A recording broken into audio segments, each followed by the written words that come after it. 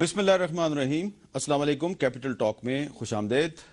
मेमंद agency में FC के 23 मग़वी अहलकारों के कत्ल के बाद हुकूमत और तालिबान के दरमियान अमन मुज़ाकरात के लिए बहुत सी मुश्किलात पैदा हो गई हैं।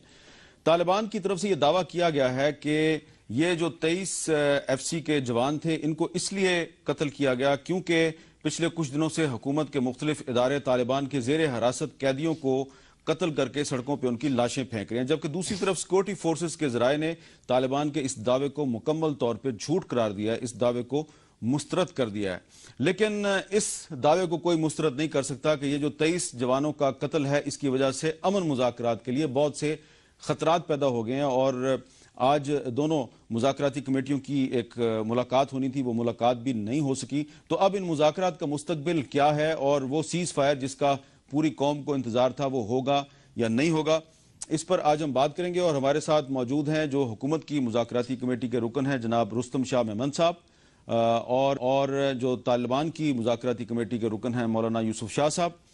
दोनों वीडियो लिंक पे हमारे साथ मौजूद हैं। और यहाँ पे स्टूडियो हमारे साथ मौजूद हैं जनाब अब्बास खान आफरीदी साहब, वफाकी वजीर हैं, इनका ताल्लुक कबायली इलाके से है।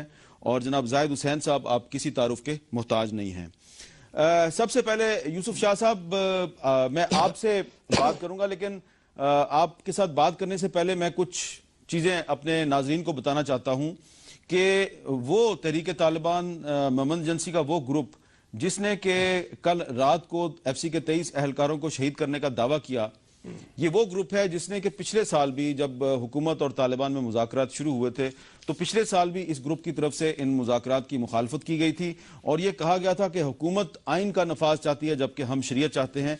और ये जो दी न्यूज़ में जियो न्यूज़ के हवाले से इनकी एक खबर शाया हुई थी, वो उसका मैं आपको क्लिप दिखा रहा हूँ, उसका एक मैं आपको अक्स दिखा रहा हूँ कि 27 सितंबर 2013 को भी उमर खालिद खरासानी जो है इसने जो हुकूमत और तालिबान के दरमियान पिछले साल मुज़ाकरात हो रहे थे उनकी मुखालफत की थी। आज जो तालिबान की मुज़ाकराती कमेटी है उसकी प्रेस कॉन्फ्रेंस हुई, उसमें यूसुफ शाह साहब ने क्या कहा, जरा सुनिए। कल तक हम जंगबंदी के मरहले में निहायत करीब पहुंच गए थे। हमें भी मेमंद एजेंसी के इस वाक़े पर अफसोस है और अगर मुश्तरक इजलास होता तो हम बाहम मिलकर तहकीकात करने और इस तरह के वाक़यात की रोकथाम और मुल्क में अमन की मुकम्मल बहाली के लिए सर जोड़ कर बैठते।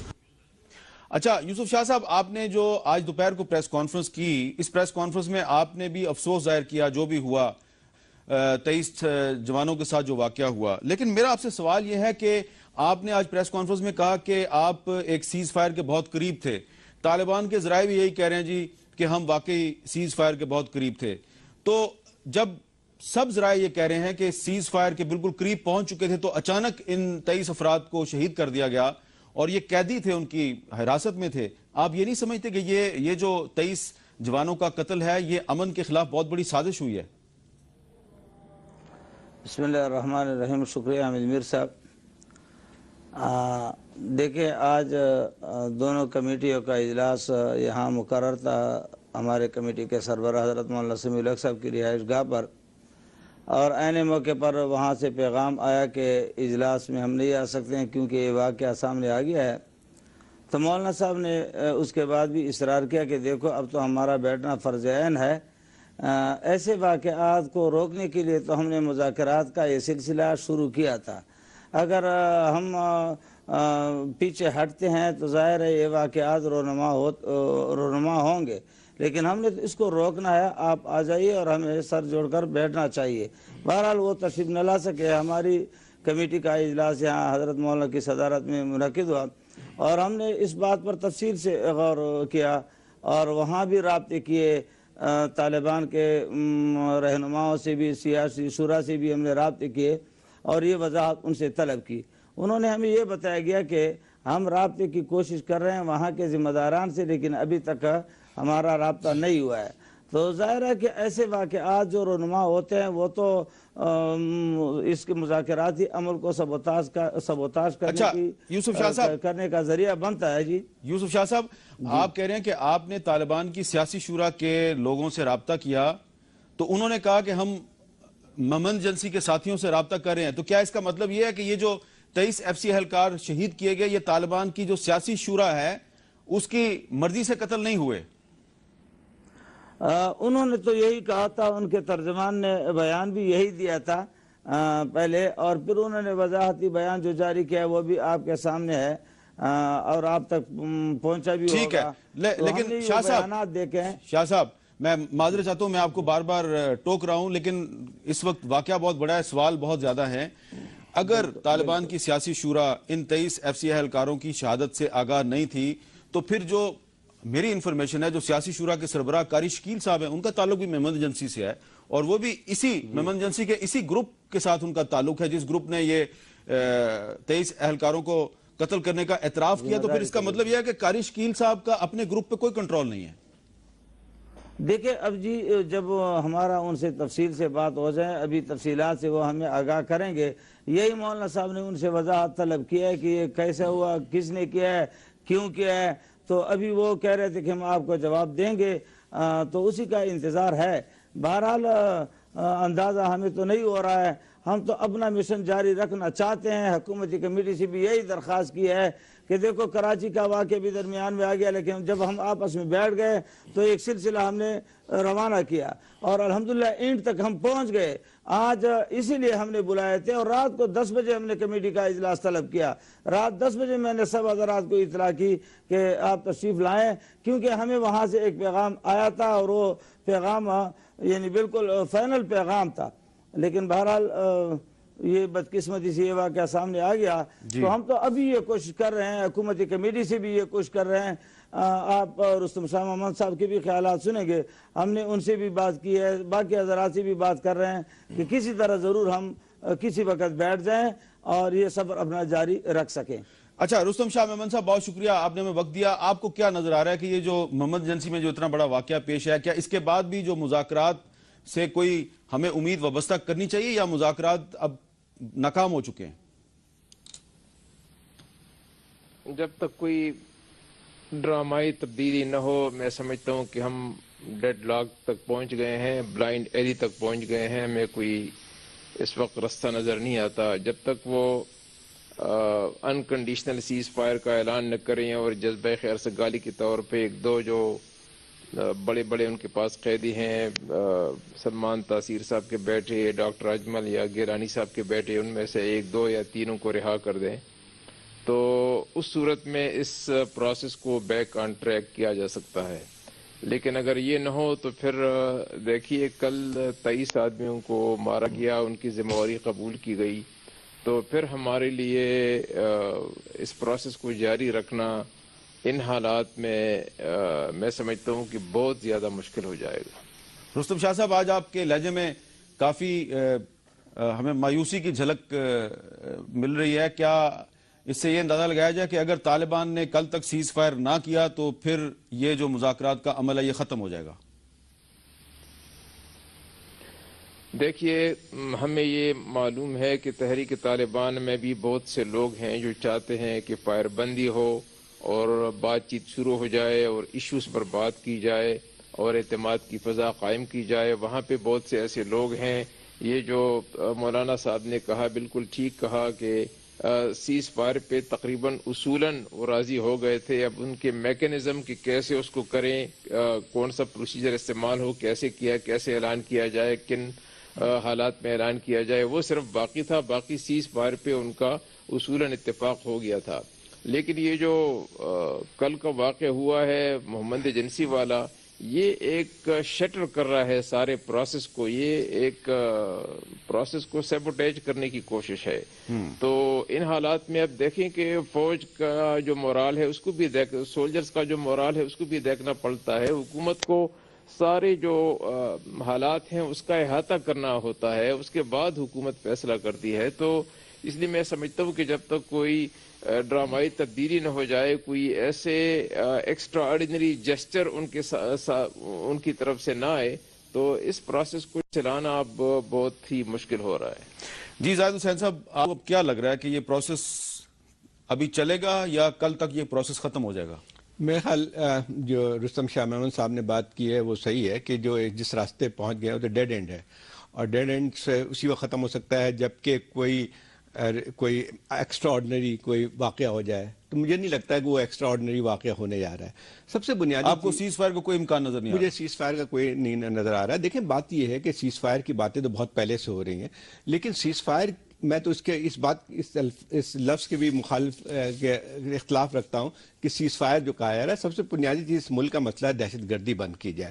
سیز فائر تو اس وقت ہوتی ہے جب دو فوجیں جو ہیں آمنے سامنے کھڑی ہوئی ہوں تو وہ سیز فائر کہلاتی ہے. یہ اس قسم کی صورتحال نہیں ہے. تو اب سب سے پہلے بات یہ ہے کہ اگر دہشت گردی کی کوئی واقعات کمی بھی نہیں آئی ہے، آپ دیکھیں جب سے یہ مذاکرات شروع ہوئے ہیں ہر روز کوئی نہ کوئی واقعہ ہوا ہے، اور کچھ واقعات کی کچھ کارروائیوں کی جو ہے وہ ٹی ٹی پی نے براہ راست جو ہے اس کی رسپانسبلٹی لی، لیکن بہت سے ایسے واقعات ہوئے ہیں جس کے ان کی ذیلی تنظیموں نے کیے ہیں. تو ذیلی اگر تنظیمیں کر رہی ہیں اور یہ کہا جائے کہ ان کا ٹی ٹی پی سے کوئی واسطہ نہیں تو یہ غلط بات ہوگی. جیسے کل جو ہے وہ مومن برانچ نے جو ہے یہ قبول کیا ہے کہ انہوں نے جو ہے 23 فوجیوں کو مارا ہے. اب سوال یہ پیدا ہوتا ہے کہ یہ جو ہے پھر بومن ایجنسی کے جو خالد عمر صاحب ہیں، کیا وہ تحریک طالبان کے جو شورا کے ممبر نہیں ہیں؟ اگر وہ ممبر ہیں تو اس کا مطلب ہم کس سے بات کر رہے ہیں؟ دوسری ایک اور بات بھی یہ ہے کہ کراچی کا واقعہ آپ دیکھیں، یہ تو کل کا واقعہ ہے جہاں پہ جو ہے 23 لوگوں کو شہید کیا گیا ہے، لیکن کراچی کا جو واقعہ تھا وہ تو براہ راست ٹی ٹی پی نے جو ہے قبول کیا تھا اس کی ذمہ داری، جس میں 13 جو ہیں آپ کے پولیس. اچھا، ٹی ٹی پی والے جو یہ بات کرتے ہیں زاہد صاحب، انہوں نے اپنے نام دیے ہیں کچھ لوگوں کے کہ جی ان کو 28 جنوری سے لے کے اور 14 فروری کے درمیان ہمارے بہت سے لوگوں کو کسٹڈی میں مار دیا گیا.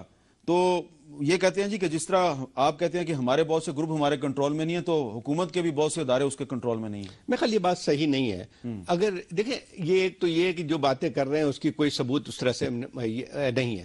دوسری بات یہ ہے کہ آپ اس میں فرق ہمیں ضرور کرنا چاہیے کہ ایک دہشت گرد تنظیم اور ایک ریاست کے جو ہیں اس پہ تو ہمیں تفریق کرنا چاہیے. اب مسئلہ یہ ہے کہ اگر یہ کہیں کہ کراچی میں جو ہے کوئی اس قسم کی کارروائی رینجرز کی یا پولیس کی نہ ہو تو وہ تو عجیب سی بات ہے کہ اگر فرض کیجئے کہ جو لوگ وہاں کے آپ کی لا انفورسمنٹ ہے اپنے لوگوں کا تحفظ نہیں کر سکتی ہے تو پھر وہ کس کام کی ہے؟ تو یہ کہا جائے کہ جی وہاں پہ تو آپ کو تو اجازت ہے کہ آپ دہشت گردی کی کارروائیاں کرتے رہیں اور ریاست کو یہ حق نہیں پہنچتا ہے کہ ان کے خلاف کارروائی کرے. اب میں سمجھتا ہوں کہ یہ تو میرا خیال یہ کہ ایک جواز بنایا گیا ہے، اور آپ نے جیسے شروع میں پڑھا تھا کہ جو لوگ شروع سے مخالفت کر رہے ہیں اس مذاکرات کی تو اب جو ہے ان کی ذہن میں اس وجہ سے تو تبدیلی نہیں آئی ہے کہ جو ہے وہ کچھ لوگوں کو چلے میں ویسے ہی بتا رہا ہوں کہ آج انہوں نے یہ بھی کہا ہے کہ جو سوابی میں لوگ مار کے پھینکے گئے تھے ان میں سے ایک زندہ بچ گیا اور اس نے پھر واپس جا کے ساری صورتحال اپنے ساتھیوں کو بتائی، جس کے بعد یہ حملے شروع ہوئے، لیکن اس کا ہمارے پاس کوئی ثبوت نہیں ہے. یہ بھی آپ صحیح کہہ رہے ہیں، ثبوت نہیں ہے. اچھا عباس آفریدی صاحب، اب آپ وفاقی حکومت کے وزیر ہیں، کابینہ کے رکن ہیں، ایک طرف آپ کی مذاکراتی کمیٹی ہے وہ بھی دباؤ میں لگ رہی ہے، آپ پر امید ہیں یا نہیں؟ آپ کا تعلق بھی قبائلی علاقے سے ہے، کوئی آپ کو امید نظر آ رہی ہے اس عمل سے؟ بسم اللہ الرحمن الرحیم. ایسا ہے کہ نواز شریف صاحب نے ایک اچھی سوچ کے ساتھ یہ بات چیت شروع کی اور ساری پارٹیوں نے مینڈیٹ بھی دیا اور گورنمنٹ نے اسی سوچ کے ساتھ اخلاص کے ساتھ آگے چلتی رہی اور مختلف واقعے ہوئے جس کے طالبان نے اون نہیں کیا جو شروع میں ہوتے رہے. اس کے بعد کراچی کا واقعہ ہوا اور انہوں نے اون کیا. اس کے بعد تو تھوڑا تناؤ پیدا ہوا، ایک سسٹم آیا جس میں کچاؤ آیا، پارٹیوں کے لیے بھی مشکلات ہوئی، دونوں کمیٹیوں کے لیے. ابھی یہ جو واقعہ، ایک تو میں ان دونوں واقعوں کی بھرپور مذمت کرتا ہوں کہ بہت ہی ناجائز اور ظلم ہوا. واقعات نہیں، دہشت گردی کے یہ جو دونوں واقعات ہیں اس کی بھرپور ہم مذمت. یہ دہشت گردی ہے کیونکہ اس کی اسلام اور شریعت بھی اجازت کوئی بھی نہیں دیتا اور کسی ایک انسان کی بھی نہیں دیتا نا، اور یہ تو ہماری اسٹیٹ کے خلاف ہے. لیکن اس کے ساتھ جیسے انہوں نے کہا کہ یہ بات چیت ان کو اطلاع دی گئی تو اس کا مطلب ایک چیز تو واضح ہو گئی کہ طالبان میں سپلٹ صاف نظر آ رہا ہے کہ کچھ کہہ رہے ہیں کہ ہم بات چیت کریں، ابھی تک ہمیں ان کے ساتھ کانٹیکٹ ہی نہیں ہو رہا. تو اس کا مطلب یہ ہے کہ جن سے بات چیت ہو رہی تھی وہ اسے ان کو علم نہیں تھا کہ یہ جو واقعہ ہو گیا. تو میرا تو یہ ہے کہ اس کا ایک ہی ابھی علاج ہے کہ جو طالبان ہیں کہ وہ فوراً سیز فائر کا اعلان کریں، کیونکہ گورنمنٹ جتنا آگے جا سکتی تھی، جتنا اس کو اپنے قوم کا پریشر لے سکتی تھی وہ انہوں نے لیا. اور بات چیت کا سلسلہ، اور وہ کیوں لیا اس کو بھی دیکھنا چاہیے. وہ اس لیے لیا گیا جو ہمارا علاقہ ہے اس کی ابھی تک پچھلے 8 سال سے ہمارے آئی ڈی پیز مختلف شہروں میں پڑے ہیں، کراچی سے لے کے لاہور تک پڑے ہوئے ہیں. تو گورنمنٹ نے یہ سب کچھ کو دیکھا کہ وہاں اور لوگ، عام لوگ وہاں فوت نہ ہو، اس لیے آپریشن نہ ہو، لوگوں کا اور نقصان نہ ہو. اس چیز کو اوائڈ کرنے کے لیے انہوں نے بات چیت کا راستہ کیا کہ یہ بھی اپنے لوگ ہیں، ایک ٹیبل پہ آ کے بات چیت ہو. تو آج بھی ہم نے واضح دیکھا کہ انہوں نے کہا ہم تو ان کو کانٹیکٹ کر رہے ہیں کہ کیا ہے. تو ایک چیز تو واضح ہے کہ آپس میں انتشار آ گیا ہے، ان میں سپلٹ آ چکا ہے. تو اور مجھے اور اس کا دوبارہ بات چیت شروع کرنے کا طریقہ ایک ہی ہے کہ طالبان کی طرف سے فوراً سیز فائر کا ہے اور شاید اور کچھ لوگوں کو وہ ریلیز کرے، جس سے ایک اعتماد کی فضا بحال ہوگی اور اس اعتماد پہ دوبارہ سفر کرنا آسان ہوگا. اور جو یہ غلط فہمی ہے کہ شاید ان کے کہنے پہ ہوا ہے تو وہ تاثر بھی ختم ہو جائے گا کہ جو لوگ کرنا چاہتے ہیں بات چیت وہ بھی نمایاں ہو جائیں گے اور ایک پیس پروسیس دوبارہ شروع ہو جائے گا. اچھا یوسف شاہ صاحب، آپ نے رستم شاہ میمن صاحب کی بات سنی ہے، وہ کافی حتمی انداز میں یہ کہہ رہے ہیں کہ اب اگر طالبان نے سیز فائر کا اعلان نہ کیا اور کچھ جو غیر عسکری قیدی ان کی تحویل میں ان کو رہا کرنے کا اعلان نہ کیا تو پھر یہ مذاکرات کا عمل آگے نہیں چل سکتا. تو اب آپ کیا کہیں گے اگر کل تک طالبان کی طرف سے سیز فائر کا اعلان نہیں ہوتا تو پھر ہمیں تو یہ لگ رہا کہ حکومت کی مذاکراتی کمیٹی خود ہی مذاکرات ختم کرنے کا اعلان کر دے گی. دیکھو حامد میر صاحب، یہ انتہائی مشکل کام ہے اور جس وقت اس کمیٹی کا اعلان کیا گیا تو اس وقت بھی ہم سمجھ رہے تھے یہ خطرات یہ مسائل یہ مشکلات ہمارے سامنے تھے اور ہم سمجھ رہے کہ انتہائی مشکل کام ہے. ہم نے اس سے بھی یہ گزارش کیا ہے کہ آپ نے صبر سے کام لینا ہے. دیکھیے وزیر اعظم صاحب سے بھی یہی گزارش کریں گے اور جو اعلیٰ قیادت ہے اس سے بھی حکومت کے اس سے بھی یہی گزارش کریں گے کہ ہم نے سالس بالخیر کا کردار ادا کرنا ہے. ہم سے جتنا بھی ہو سکتا ہے ہمیں اتنا کرنا چاہیے، جتنا ہم سے ہو سکتا ہے اتنا کرنا چاہیے. کم از کم آپس میں بیٹھنا، کم از کم اس کے لیے راستہ بنانا، یہ تو ہم سے ہو سکتا ہے نا. باقی تو وہ بھی رابطہ کار ہے، ہم بھی رابطہ کار ہے. ان کے پاس بھی کوئی اختیار نہیں، ہمارے پاس بھی کوئی اختیار نہیں ہے. ہم تو درمیان میں سالس بالخیر کی کردار ادا کر رہے ہیں. یوسف شاہ صاحب، آپ کو کیسے پتا ہے کہ جو حکومت کی مذاکراتی کمیٹی ہے اس کے پاس کوئی اختیار نہیں ہے؟ اپنا تو آپ نے اعتراف کر لیا قوم کے سامنے کہ آپ بے اختیار ہیں، لیکن حکومت کی مذاکراتی کمیٹی کے بے اختیار ہونے کا آپ کو کیسے پتا ہے؟ وہ تو ہمیں روز اول سے معلوم ہوا ہے جی. 6 تاریخ کو انہوں نے ہم سے ایک ڈیمانڈ کی اور ہم نے ان سے ایک ڈیمانڈ کی. انہوں نے کہا کہ ہم طالبان سے ملنا چاہتے ہیں براہ راست. ہم نے طالبان سے بات کی، طالبان نے کہا اہلا و سہلا، جب بھی یہ سرکاری کمیٹی آنا چاہتی ہے تو ہم حاضر ہیں. جبکہ ہم نے ان سے کہا کہ وزیر اعظم صاحب اور chief of army staff DGI سے یہ ہماری کمیٹی بھی ملنا چاہتی ہے. ابھی تک انہوں نے کوئی جواب ہی نہیں دیا، بلکہ غالباً پھر بعد میں بتایا بھی کہ شاید ابھی تک ہمارا بھی ان سے کوئی طے نہیں ہوا ہے ملاقات وغیرہ. تو اس لیے تو اندازہ ہو رہا ہے کہ رستم شاہ صاحب ان کے پاس بھی نہیں ہے، ہمارے پاس بھی نہیں ہے. رستم شاہ صاحب، یہ یوسف شاہ صاحب کہہ رہے ہیں کہ ہم بھی بے اختیار ہیں اور جو حکومت کی مذاکراتی ٹیم ہے وہ بھی بے اختیار ہے. اس پہ آپ کیا کہیں گے؟ میں سمجھتا ہوں کہ اس پہ کوئی میڈیا ڈیبیٹ نہیں ہونی چاہیے. ہمیں یہ باتیں نہیں کرنی چاہیے کہ وہ بے اختیار ہیں یا ہم با اختیار ہیں. جو اصلی مسئلہ ہے، جو مقصد ہے، جس اخلاص کے ساتھ وزیر اعظم نے اس انیشیٹو کو لانچ کیا، جس مقصد کے لیے لانچ کیا کہ 16 لاکھ لوگ جو ٹرائبل ایریا سے باہر ہیں واپس چلے جائیں، انفراسٹرکچر بحال کیا جائے، وہاں کی مزری اور سفرنگ کو ختم کیا جائے، وہاں پہ ہارمنی اور پیس کو بحال کیا جائے. ہمیں اس مقصد کی طرف آگے بڑھنا ہے. جو اختیار جو ہے وہ پرائم منسٹر صاحب خود ہر دوسرے دن ہم سے ملتے ہیں، تو اس سے زیادہ اختیار کی بات نہیں ہو سکتی. میں سمجھتا ہوں کہ ان چیزوں کی طرف توجہ نہیں دینی چاہیے، اس مقصد کی طرف آگے بڑھنا چاہیے. اس لیے میں نے شروع میں عرض کیا کہ اگر کوئی ایسے اوورچر دیں، کوئی ایسے جسچر کریں تاکہ اس پروسیس کو ہم دوبارہ ریوائیو کر سکیں، یہ سب کے لیے بہتر ہے، اس علاقے کے لیے، پاکستان کے امن کے لیے، اداروں کی بحالی کے لیے. ورنہ پھر آپ کو معلوم ہے حامد میر صاحب کہ اگر کوئی دوسرا آپشن اختیار کیا گیا تو اس کے نتائج اس سے بھی زیادہ بھیانک نکلیں گے. آپ دیکھیں کہ سارے ٹرائبل ایریا میں جہاں جہاں بھی آپریشن ہوئے ہیں وہاں پہ کوئی اسٹیبلٹی نہیں آئی ہے. ملاکنڈ کے آپریشن میں 30 لاکھ لوگ بے گھر ہو گئے، جو اس سے زیادہ کولیٹرل ڈیمیج اور کیا ہو سکتا ہے کہ 30 لاکھ لوگ جو ہیں 1 مہینے کے اندر اندر بے گھر کر دیے جائیں. تو ان چیزوں کا کاسٹ ہوتا ہے، ان چیزوں کی قیمت ادا کرنی پڑتی ہے. آیا قوم، معاشرہ اور ملک اور قبائلی عوام اس قیمت دینے کے لیے تیار ہیں؟ اس لیے میں سمجھتا ہوں کہ اب بھی کوشش جاری رکھنی چاہیے، لیکن جو آبجیکٹیو ریئلٹیز ہیں ان کو ہم نظر انداز نہیں کر سکتے. جو کل کا واقعہ ہے انتہائی سیریس واقعہ ہے، اس لیے جب تک اس کی مذمت میں کچھ کہا نہ جائے، جب تک اس کو واش آؤٹ کرنے کے لیے کوئی ٹینجیبل کانکریٹ سٹیپس نہ لیے جائیں تو بات چیت جاری رکھنا پھر واقعی ہمارے لیے بڑا مشکل ہو جائے گا. اچھا، یہ بڑی اہم بات کی ہے رستم شاہ میمن صاحب نے کہ اب اگر یہ بات چیت کا سلسلہ جاری رہنا ہے تو اس کا انحصار صرف اور صرف طالبان کی طرف سے ایک اعلان جنگ بندی پر ہے. اگر وہ اعلان جنگ بندی کرتے ہیں کل تک یا زیادہ سے زیادہ پرسوں تک تو شاید یہ سلسلہ جاری رہے گا، لیکن لگتا یہ ہے کہ اگر کل تک انہوں نے یہ اعلان نہ کیا تو کل جو حکومت کی مذاکراتی کمیٹی کا اجلاس ہے اس میں کوئی حتمی فیصلہ ہو جائے گا. ایک وقفے کے بعد دوبارہ ملتے ہیں.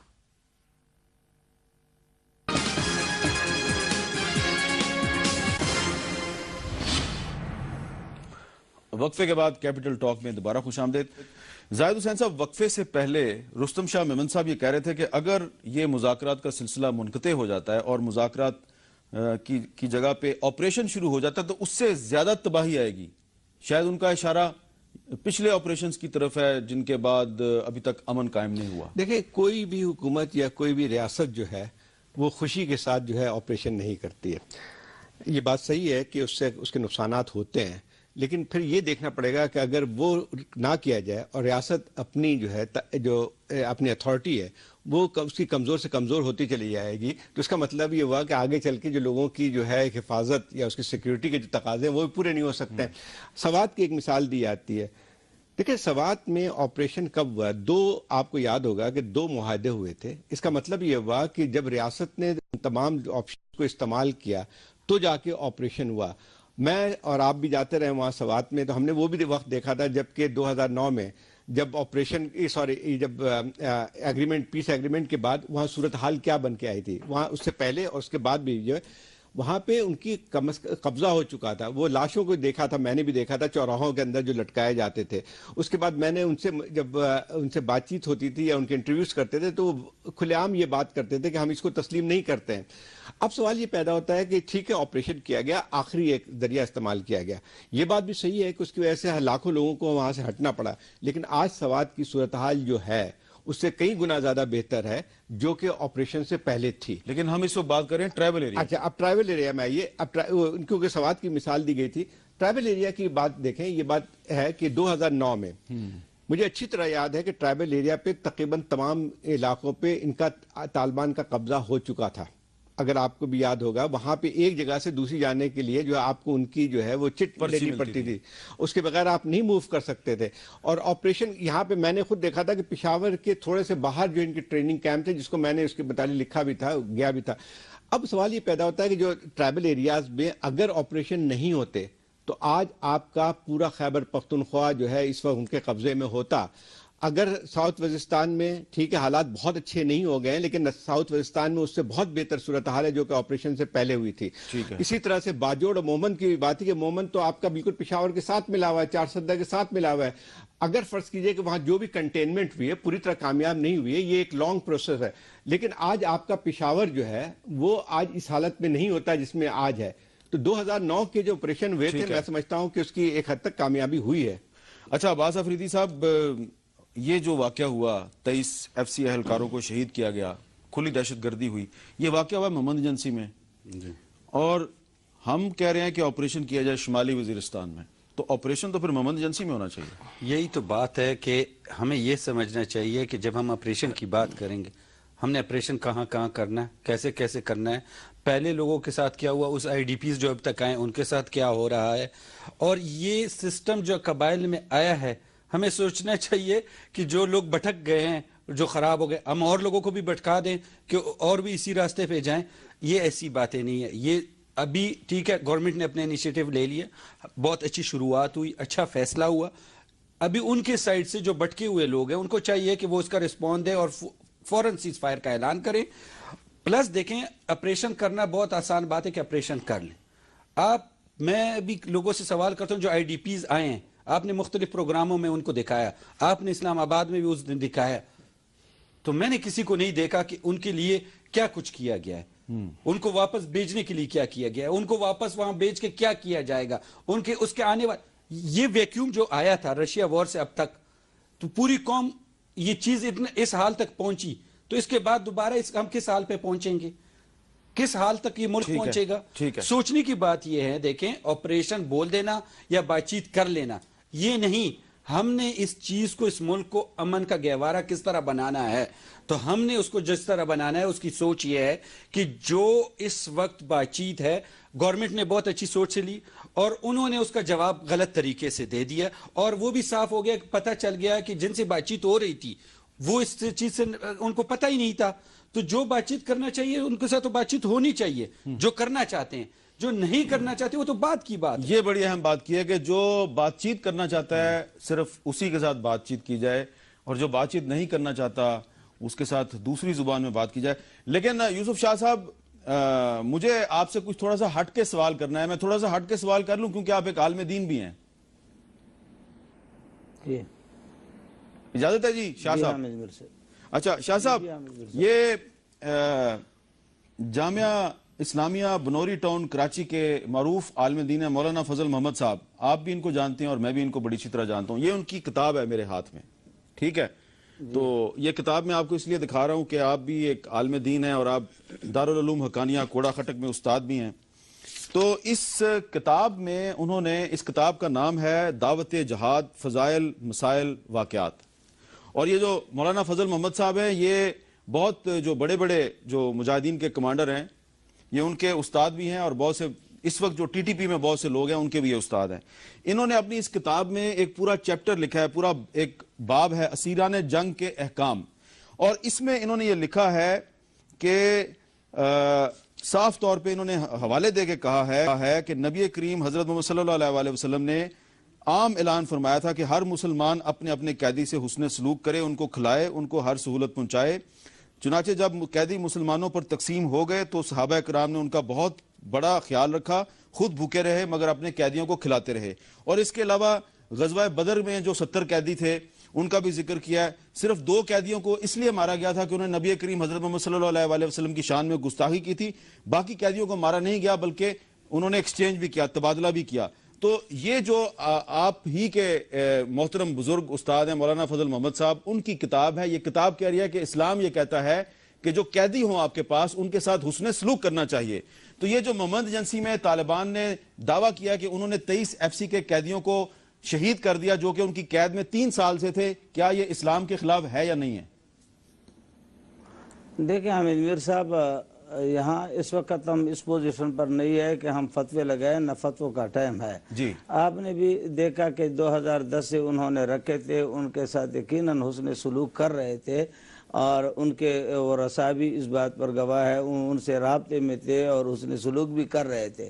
تو یہ اب ہم تو یہ کہہ رہے ہیں کہ دیکھو قرآن اس ساتھ ساتھ یہ بھی قرآن پاک کا حکم ہے.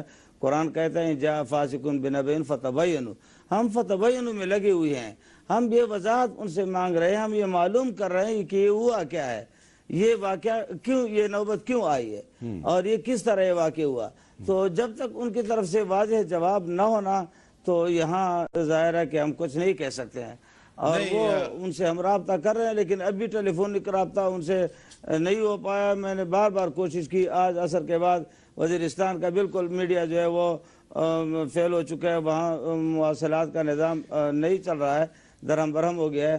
تو جیسے بھی ہمارا ہوگا تو مولانا صاحب، میں آپ کو بالکل مشکل میں نہیں ڈالنا چاہتا، لیکن میں نے آپ سے یہ سوال اس لیے کیا کہ جب طالبان یہ کہتے ہیں کہ جو حکومت کے ادارے ہیں حکومت کے کنٹرول میں نہیں اور ہمارے ساتھیوں کو غیر قانونی طریقے سے قتل کر کے لاشیں سڑکوں پہ پھینک رہے ہیں، تو چلیں ٹھیک ہے جی، ہم مان لی بات کہ جی حکومت کے ادارے حکومت کے کنٹرول میں نہیں، تو وہ تو چلیں، وہ ویسے بھی کہتے ہیں کہ جی یہ آپ امریکہ کے ساتھی ہیں.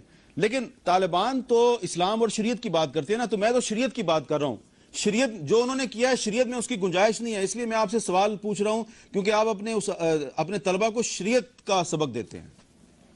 دیکھیں جواب تو وہ دیں گے جس نے یہ کام کیا ہے، وہ بھی علماء ہے اور ہم نے ان سے جواب مانگا ہے اور یہ ہم کوشش کر رہے ہیں. لیکن ہم یہ سوال و جواب میں ہمیں نہیں پڑھنا چاہیے، ہمیں میرے خیال میں امن کی طرف جانا چاہیے، یہ رخ ہمیں تبدیل کرنا چاہیے.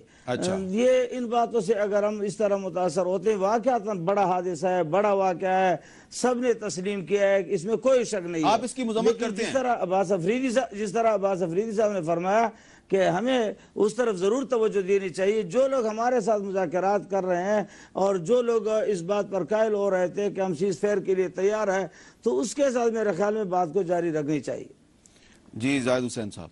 دیکھیں کوئی بھی انکار نہیں کر سکتا ہے کہ جو بات چیت کرنا چاہے تو آپ کریں، لیکن اس کی بات چیت کے طریقے مختلف ہوتے ہیں. آپ اس کو ریاست کے برابر نہیں کھڑا کرتے ہیں، کوئی ٹی وی پہ تماشا نہیں بناتے ہیں، آپ اس کو پبلک اس میں نظروں پہ نہیں لے کے آتے ہیں.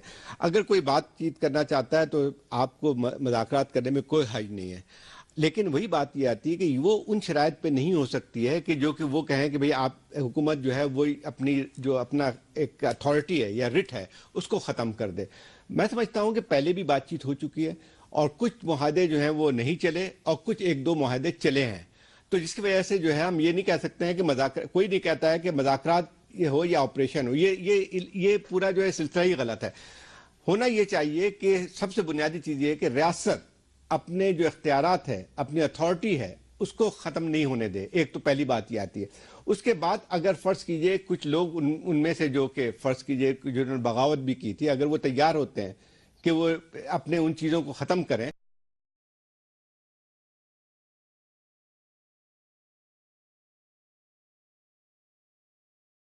میں اور زیادہ جو ہے وہ کنفیوژن پھیلتا ہے. جی یہاں پہ ایک وقفے کے بعد دوبارہ ملتے ہیں.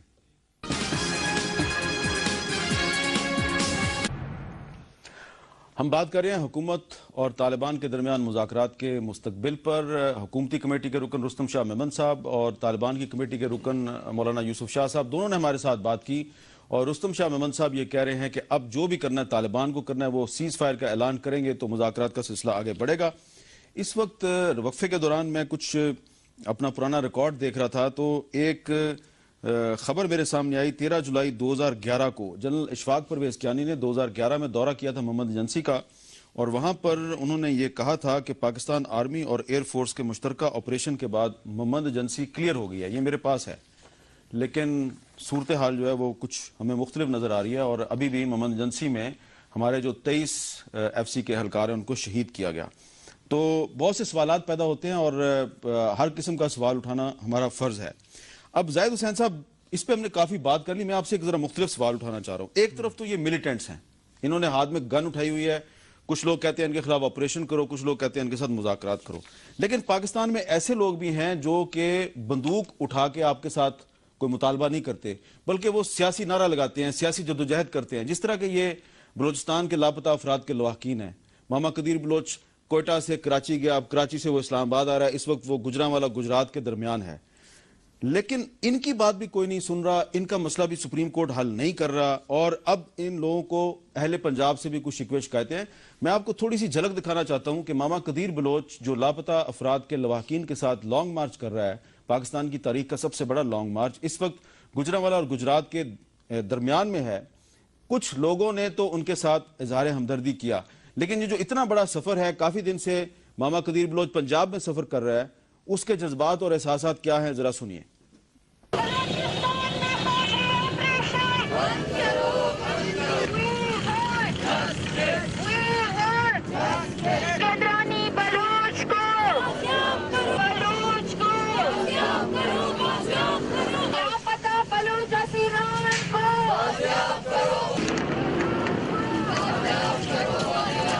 میں تو ان سب دوستوں کی عظمت کو سلام پیش کرتا ہوں. یہ مسنگ پرسنز کے لیے نکلے ہوئے ہیں تو احتجاج ریکارڈ کروا رہے ہیں. اللہ کرے ذمہ داران کو احساس ہو جس لیے یہ نکلے ہیں. ہم مکمل طور پہ یہ چونکہ گجرانوالہ میں داخل ہو چکے ہیں تو ہم گجرانوالہ کے علاقہ میں مکمل ان سے تعاون بھی کریں گے. تو ماما قدیر بلوچ ہیں، میں ان کی عظمت کو سلام کرتا ہوں جو اس قافلے کو لے کے چل رہے ہیں. اور تمام بلوچ ہمارے بھائی ہیں، مسلمان ہیں، ہمارے بھائی ہیں اور ایک ہی ملک میں رہتے ہیں. وہ کسی بھی برادری، کسی بھی فرقے، کسی بھی جگہ سے تعلق رکھتے ہوں، وہ ہمارے دوست، ہمارے بھائی، ہمارا سب کچھ، ہمارا امان، ہماری آن ہے. یہ بھی ہمارے پاکستانی بھائی ہیں اور یہ کوئٹہ سے اسلام آباد تک لانگ مارچ کر رہے ہیں. ہم ان کے ساتھ ہیں. اکثریت جو ہم نے پنجاب کی دیکھی وہ ان کی عدم دلچسپی جو ہم دیکھے وہ انتہائی افسوسناک تھا. تو اس لیے ہم کہتے ہیں یا پھر یہ ہے کہ ایجنسیوں سے ڈرتے ہیں یہاں کے لوگ. ابھی جو ہم آ رہے ہیں اور راستے میں جا رہے ہیں، ایجنسی ہمارا پیچھا ہی کر رہے ہیں گاڑی میں، 4-5 آدمی ساتھی ہیں، ہمیں ڈرانے کی، دھمکانے کی اور لوگوں کو جو ہمارا قافلہ ہے اس کو ڈرانے کی کوشش کر رہے ہیں. زاہد حسین صاحب، اگر ماما قدیر بلوچ جو ہے، اگر اس کو انصاف مل جائے، سپریم کورٹ جو بھی فیصلہ دیتی ہے لاپتہ افراد پہ، اگر وہ اس فیصلے پہ عمل درآمد ہو جائے، نہ اس کو اتنا بڑا لانگ مارچ کرنے کی ضرورت پیش آئے. اب اگر اس کو انصاف نہیں ملے گا، یہ اسلام آباد سے واپس جائے گا اور جو بلوچ ملیٹنٹس ہیں ان کے ہاتھ مضبوط ہوں گے، وہ کہیں گے دیکھا ماما قدیر بلوچ نے لانگ مارچ کر کے بھی دیکھ لیا، پھر بھی انصاف نہیں مل رہا، اس لیے بندوق اٹھاؤ. تو کیا ہم خود ایسے حالات نہیں پیدا کرتے جس سے لوگ بندوق اٹھانے پہ مجبور ہوتے ہیں؟ بالکل. دیکھیں میرے ساتھ ایک بات یہ آتی ہے کہ بہت فرق کرنا چاہیے ان لوگوں میں جو کہ دہشت گردی کرتے ہیں، ان لوگوں میں جو کہ اپنے جمہوری حقوق کے لیے لڑ رہے ہوتے ہیں. یہ تو ایک عام ایک انسانی حقوق کی بات ہے. بلوچستان میں جتنے لوگ جو لاپتہ ہیں، اگر ان کو بازیاب نہیں کیا جاتا ہے تو یقینی طور پہ ان میں جو ہے جو نیچرل سی چیز ہے کہ ان میں فرسٹریشن بڑھتی ہے. دیکھیں ابھی تک میں سمجھتا ہوں کہ جو لوگ یہ کر رہے ہیں، جو ہے جلوس نکال رہے ہیں، اپنے خیالات کا وہ کر رہے ہیں، وہ ابھی بھی امن کا راستہ اختیار کیے ہوئے ہیں. اگر اس کی بات بھی نہیں سنی جاتی ہے تو اس کے نتائج بہت ہی خطرناک ہوتے ہیں. اگر ہم یہ صورتحال جو بلوچستان میں بن کے آئی ہے، اگر اس کا براہ راست اس کے جمہوری حقوق کے ساتھ تعلق بن کے آتا ہے، انسانی حقوق کے ساتھ تعلق بن کے آتا ہے، تو ہمیں بہت فرق کرنا چاہیے کہ جن لوگوں کے حقوق سلب ہوئے ہیں وہ اگر اپنی آواز اٹھاتے ہیں اور اگر ہم اس کی آواز نہیں سنتے ہیں تو اس کے نتائج یقینی طور پہ خراب ہوتے ہیں. اور ہم دیکھتے رہے مشرقی پاکستان کی ہمارے سامنے مثال موجود ہے اور بلوچستان کی بھی مثال اپنے سامنے یہاں موجود ہے کہ جب بھی کسی علاقے کے حقوق پامال کیا جاتا ہے تو ایک انتہا پسندی بھی وہاں بڑھتی ہے جس کو پھر قابو کرنا مشکل ہوتا ہے. جناب عباس افریدی صاحب، آپ کے والد کا بہت تعلق تھا اکبر بگٹی صاحب سے. شمیم افریدی صاحب بہت قریبی دوست ہیں نواب اکبر بگٹی کے، تو آپ بلوچوں کے کلچر کو بھی جانتے ہیں، ثقافت کو بھی جانتے ہیں، اس لیے یہ سوال آپ کے لیے کوئی غیر متوقع سوال نہیں ہوگا، آپ اس کا جواب دے سکتے ہیں، مجھے پتہ ہے. دیکھیں میرا سوال آپ سے یہ ہے کہ یہ جو ماما قدیر بلوچ ہے اور اس کے ساتھ فرزانہ بلوچ ہے، کچھ عورتیں ہیں، کچھ بچیاں ہیں، کچھ بوڑھی عورتیں ہیں، یہ لوگ ایک مارچ کر رہے ہیں کہ ان کو انصاف نہیں مل رہا، لاپتہ افراد کو عدالتوں میں پیش نہیں کیا جاتا اور سپریم کورٹ کہتی ہے پیش کرو اور حکومت پیش کرنے میں ناکام ہے. اب یہ لوگ اگر ناکام یہاں سے لوٹ جاتے ہیں واپس اسلام آباد تو کس کے ہاتھ مضبوط ہوں گے؟ ایسا پھر انہی لوگوں کے مضبوط ہوں گے کہ جس سے پاکستان کمزور ہوگا، سیدھی بات ہے. لیکن یہ کیوں ہو رہا ہے ہمیں یہ سوچنا چاہیے، کیونکہ اس ملک میں جب سے یہ بنا آج تک جو آئین ذوالفقار علی بھٹو نے دیا اس پہ عمل درآمد نہیں ہوتا. جب تک ہم آئین پہ خود اپنے اوپر، اپنی قوم پہ اور ہر ادارہ اس کو اپنے اوپر لاگو نہیں کرے گا اور اس کے نیچے اپنے ذمہ واری کو نہیں نبھائے گا تو ایسے بہت سے جلوس بھی نکلیں گے، بہت سے لوگوں کے ہاتھ میں اسلحہ بھی آئے گا اور ہر کوئی اپنی سوچ سے، اپنے خیال سے اس ملک کو چلانے کی ایک اختیارات استعمال کرے گا، کیونکہ جب تک آئین پہ ہم عمل نہیں کریں. بہت اچھی بات کی آپ نے، بہت شکریہ آپ کا. زاہد حسین صاحب کا بہت شکریہ. یوسف شاہ صاحب، رستم شاہ میمن صاحب، آپ سب کا بہت بہت شکریہ. اور آخر میں صرف یہی کہوں گا کہ مجھے نہیں پتا کہ تحریک طالبان پاکستان سیز فائر کرے گی نہیں کرے گی، سیز فائر ہوگا تو امن آئے گا یا نہیں آئے گا، لیکن مجھے یہ ضرور پتا ہے کہ اگر ماما قدیر بلوچ اسلام آباد آتا ہے اور یہاں پر اس کو انصاف مل جاتا ہے تو اس کے بعد وہ جب یہاں سے واپس بلوچستان میں جائے گا تو جو بلوچستان میں جو عسکریت پسند ہیں، جو بلوچ ملیٹنٹس ہیں، وہ مضبوط نہیں ہوں گے، وہ کمزور ہوں گے. تو یہ تو ریاست کے ہاتھ میں ہے. ریاست چاہے تو ایسے حالات پیدا کر سکتی ہے کہ جس سے پاکستان انتشار سے بچ سکتا ہے. اگر ریاست نہیں چاہے گی، ریاست کے ادارے نہیں چاہیں گے تو پھر کچھ بھی نہیں ہوگا. مجھے دیجیے اجازت. اللہ حافظ.